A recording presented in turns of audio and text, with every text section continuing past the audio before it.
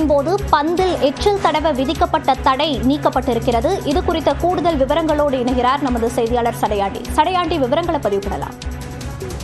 Monisha, IPL போட்டியின் விதிமுறைகளில் 2 முக்கிய விதிமுறைகள் மாற்றம் செய்யப்பட்டிருக்கிறது. கோவிட் காலத்தின் போது பந்தில் எச்சில் தடவுவது தடை செய்யப்பட்டிருந்தது. அந்த தடை தற்பொழுது நீக்கம் செய்யப்பட்டிருக்கிறது.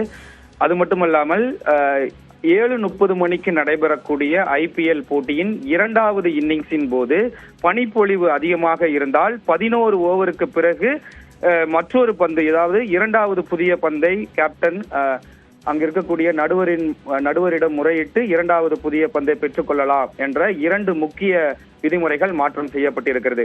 இன்றைய தினம் மும்பையில் ஐபிஎல் போட்டியில் பங்கேற்றிருக்கக்கூடிய அந்த 10 அணிகளுடைய கேப்டன்களான சந்திப்பு நடைபெற்றது. அந்த சந்திப்பின் போது இந்த முக்கியமான முடிவுகள் எடுக்கப்பட்டிருக்கிறது. கோவிட் காலத்தில் பந்தில் எச்சில் தடவுவதன் காரணமாக கோவிட் தொற்று மற்ற வீரர்களுக்கு பரவுவதற்கு வாய்ப்பு இருக்கிறது. எனவே பந்தில் எச்சில் தடவுவது தடை செய்யப்பட்டிருந்தது. அந்த தடை தற்பொழுது நீக்கம் செய்யப்பட்டிருக்கிறது. இது ஒரு முக்கியமான முடிவாக பார்க்கப்படுகிறது.